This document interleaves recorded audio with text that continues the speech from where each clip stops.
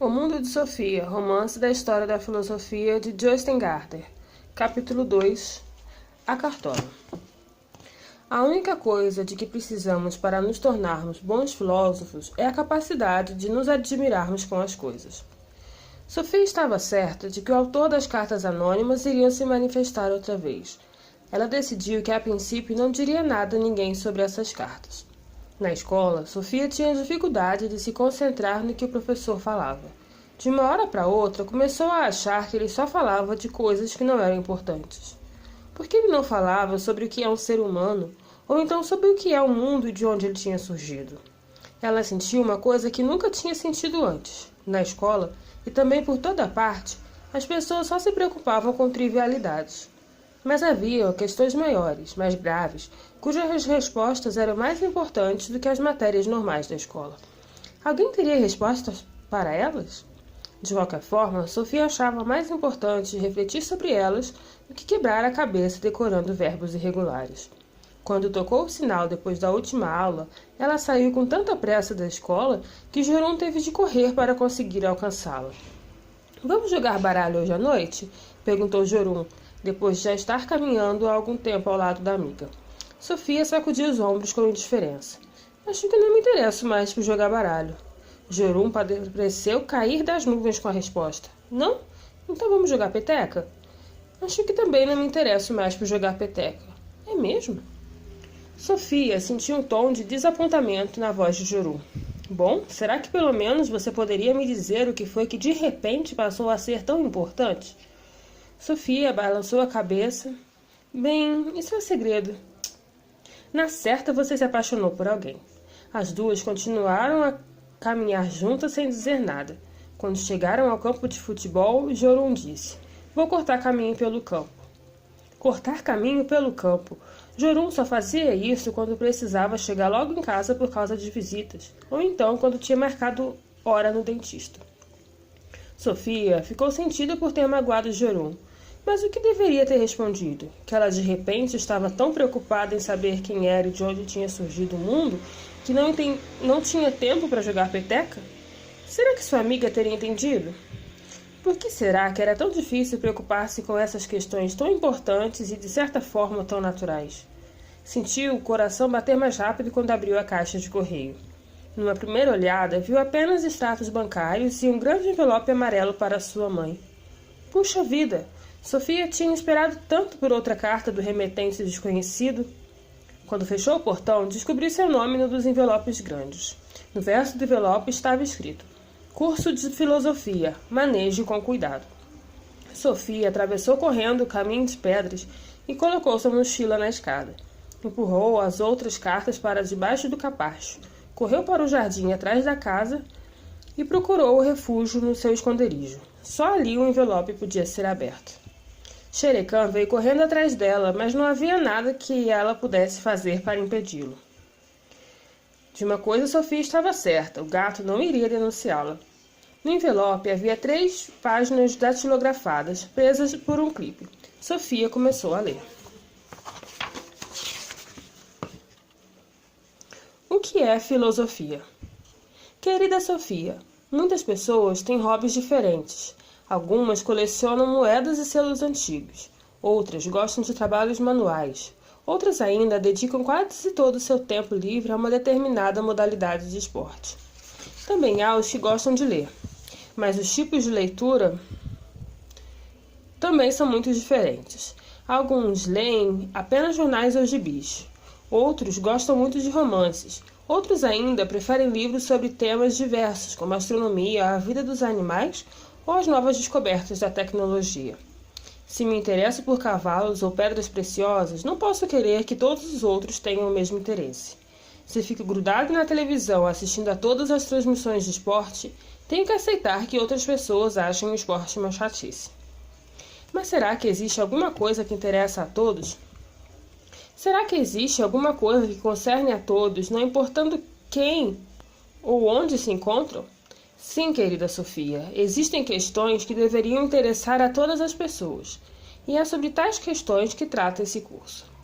Qual é a coisa mais importante da vida? Se fazemos essa pergunta a uma pessoa de um país assolado pela fome, A resposta será a comida. Se fazemos a mesma pergunta a quem está morrendo de frio, então a resposta será o calor. E quando perguntamos a alguém que se sente sozinho e isolado, então certamente a resposta será a companhia de outras pessoas. Mas, uma vez satisfeitas todas essas necessidades, será que ainda nos resta alguma coisa que todo mundo precise? Os filósofos acham que sim. Eles acham que o ser humano não vive apenas de pão. É claro que todo mundo precisa comer, e precisa também de amor e de cuidado. Mas ainda há uma coisa que todos nós precisamos. Nós temos a necessidade de descobrir quem somos e por que vivemos. Portanto, interessar-se em saber por que vivemos não é um interesse casual, como colecionar selos, por exemplo. Quem se interessa por tais questões toca um problema que vem sendo discutido pelo homem praticamente desde que passamos a habitar esse planeta. A questão de saber como surgiu o universo, a Terra e a vida por aqui é uma questão maior e mais importante do que saber quem ganhou mais medalhas de ouro nos últimos Jogos Olímpicos. O melhor meio de se aproximar da filosofia é fazer perguntas filosóficas. Como o mundo foi criado? Será que existe uma vontade ou um sentido por trás do que ocorre? A vida depois da morte? Como podemos responder a essas perguntas? E, principalmente, como devemos viver? Essas perguntas têm sido feitas pelas pessoas de todas as épocas. Não conhecemos nenhuma cultura que não tenha se perguntado quem era o ser humano e de onde veio o mundo. Basicamente, não há muitas perguntas filosóficas para se fazer. Já fizemos algumas das mais importantes, mas a história nos mostra diferentes respostas para cada uma dessas perguntas que estamos fazendo. É mais fácil, portanto, fazer perguntas filosóficas do que respondê-las. De certa forma, hoje em dia, cada um de nós deve encontrar a sua resposta para essas perguntas. Não dá para procurar numa enciclopédia se existe um Deus ou se há vida após a morte. A enciclopédia também não nos diz como devemos viver. Mas a leitura do que outras pessoas pensaram pode nos ser útil quando precisamos construir nossa própria imagem do mundo e da vida. A busca dos filósofos pela verdade pode ser comparada com uma história policial. Alguns acham que Anderson é um criminoso, outros acham que é Nielsen ou Jepsen.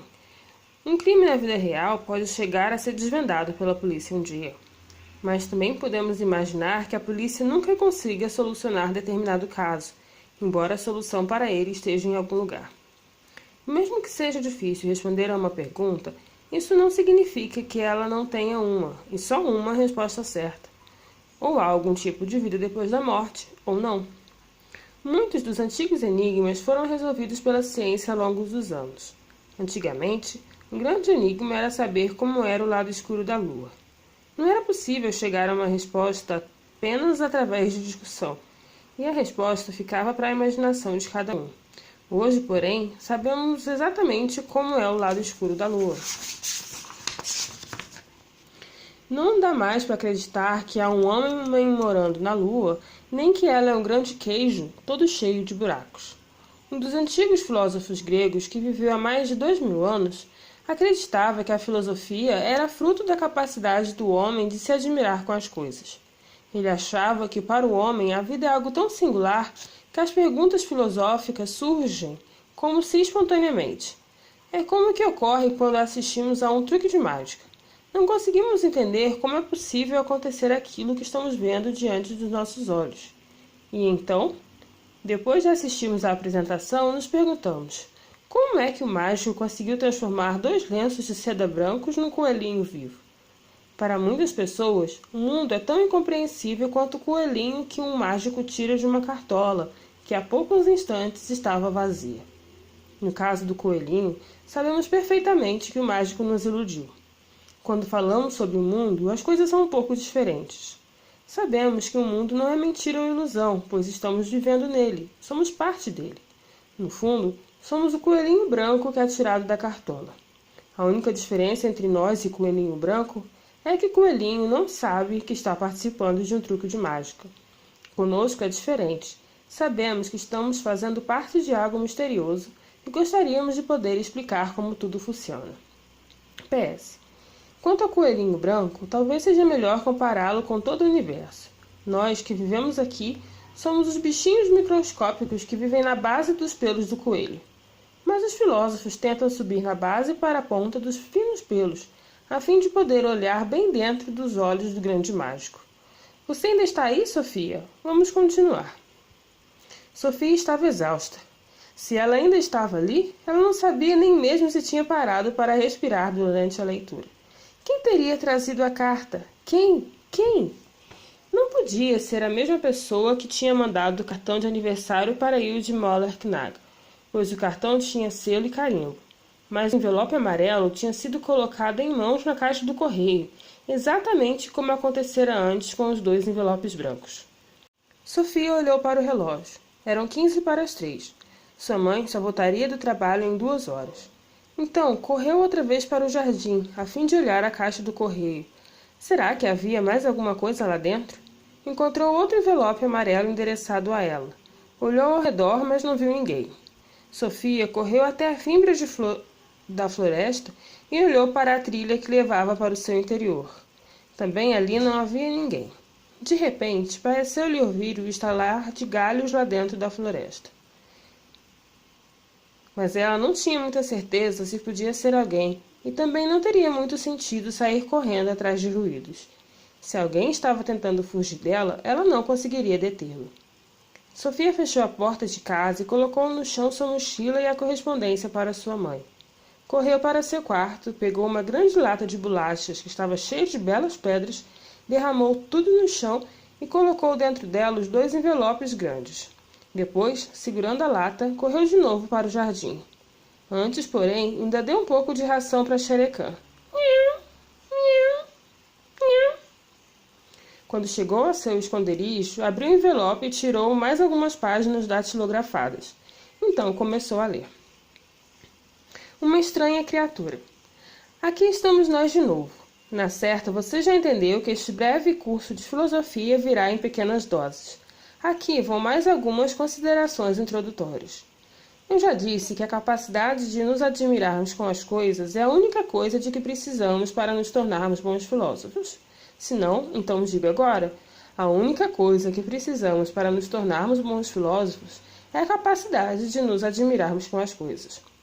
Todo mundo sabe que os bebês possuem essa capacidade.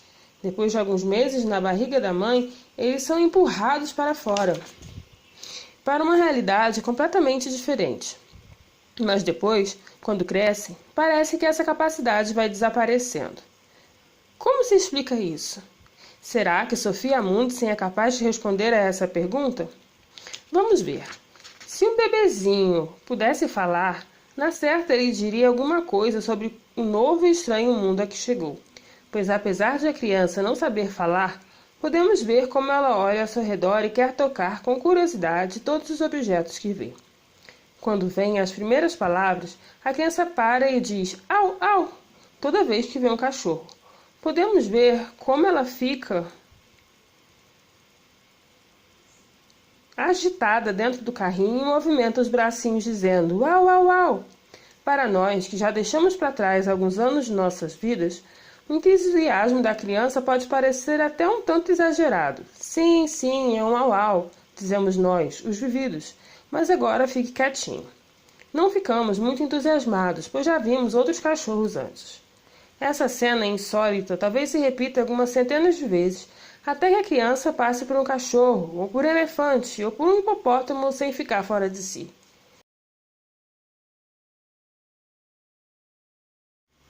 O que importa para mim, querida Sofia, é que você não esteja entre aqueles que consideram o mundo uma evidência. Para ter certeza disso, vamos fazer 2 exercícios de raciocínio antes de começarmos com o nosso curso propriamente dito.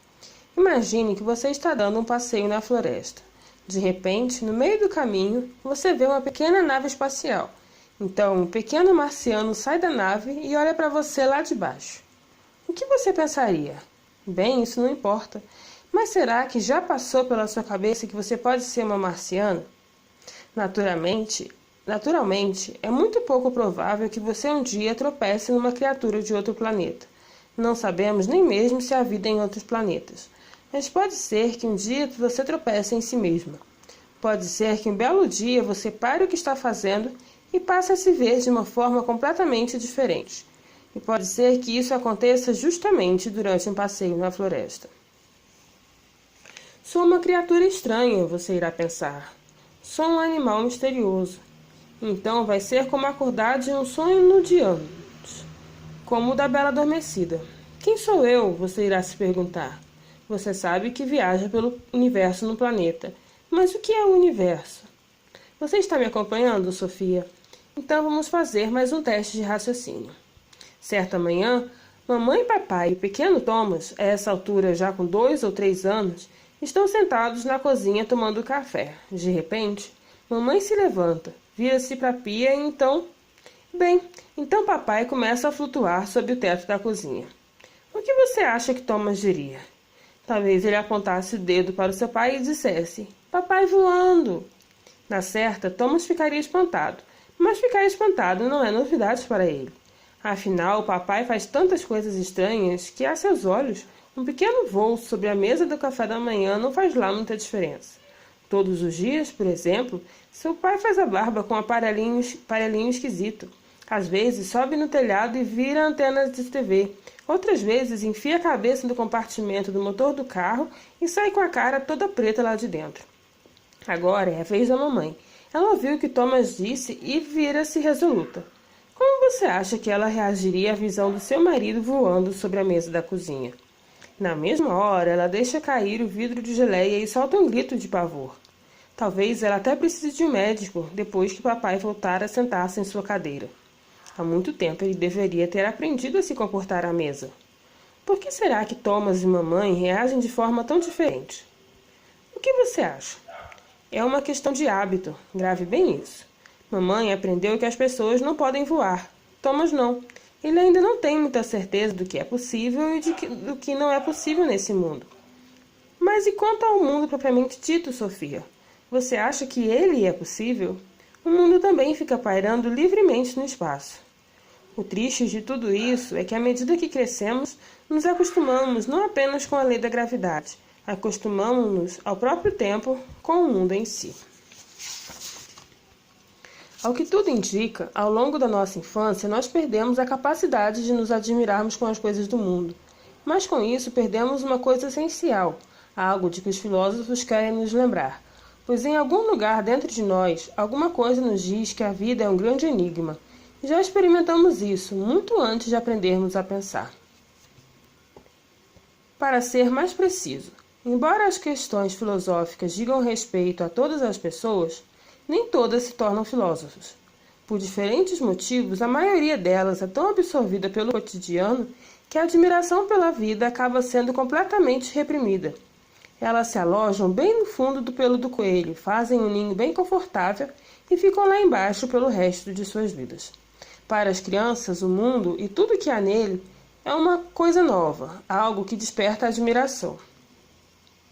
Nem todos os adultos veem a coisa dessa forma. A maioria deles vivencia o mundo como uma coisa absolutamente normal. E precisamente nesse ponto é que os filósofos constituem uma louvável exceção. Um filósofo nunca é capaz de se habituar completamente com esse mundo.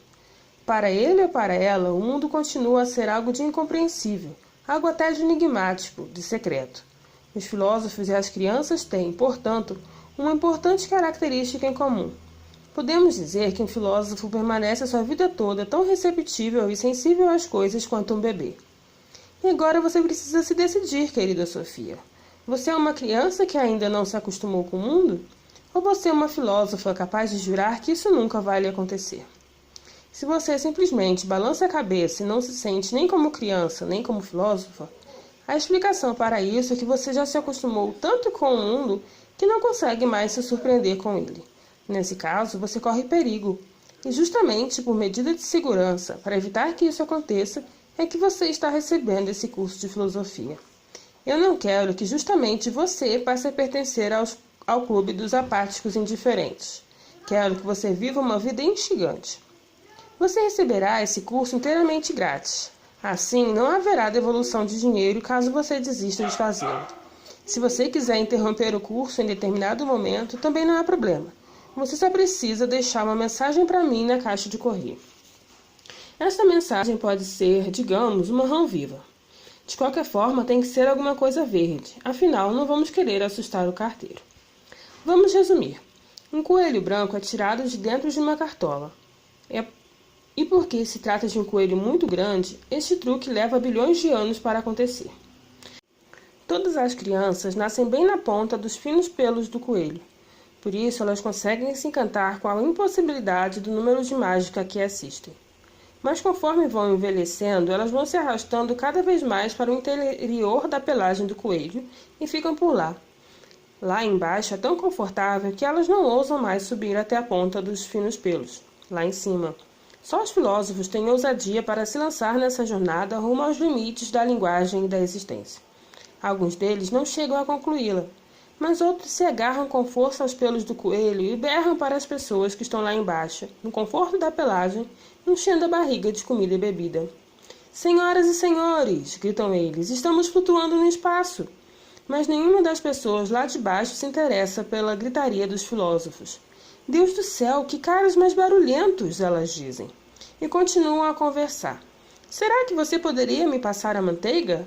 Qual a cotação das ações hoje? Qual o preço do tomate? Você ouviu dizer que Lady Di está grávida de novo?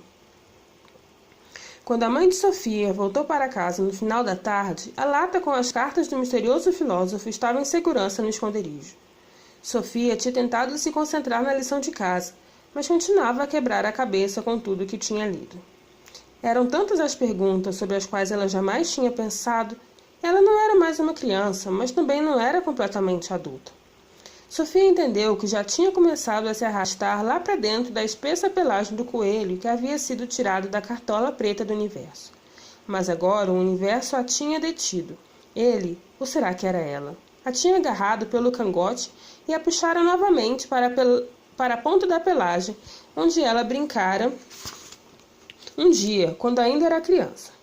E lá fora, na pontinha dos finos pelos, ela vira novamente o mundo como se fosse pela primeira vez. O filósofo a salvara. Sofia puxou sua mãe para a sala e a fez sentar numa poltrona. Mamãe, a senhora não acha a vida uma coisa extraordinária? Começou. Sua mãe ficou tão espantada com a pergunta que não lhe ocorreu qualquer resposta. De outras vezes, ao chegar em casa, sempre encontrava a Sofia debruçada sobre os livros, fazendo os deveres de casa. Sim, respondeu, às vezes. Às vezes? Quero dizer, você não acha surpreendente o simples fato do mundo existir? Sofia, do que você está falando? Estou perguntando uma coisa. Ou será que você acha o mundo uma coisa totalmente normal? Sim, o mundo é uma coisa totalmente normal, na maioria das vezes.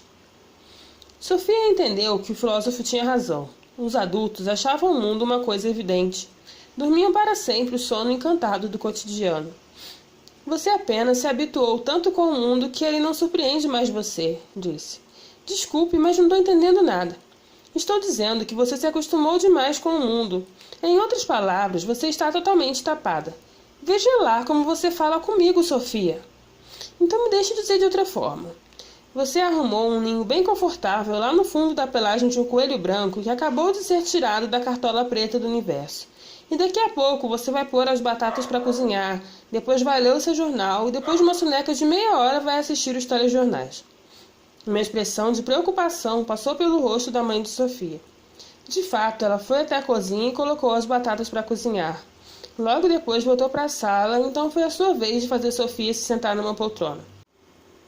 Vamos conversar, começou ela, e pela voz de sua mãe, Sofia percebeu que se tratava de algo sério. Por acaso você andou mexendo com drogas? Sofia não conseguiu conter um sorriso, mas entendeu por que aquela pergunta lhe estava sendo feita justamente agora. Você ficou louca? Respondeu. As drogas só deixam a gente ainda mais careta. Naquela noite, nada mais foi dito sobre drogas ou sobre coelhinhos brancos.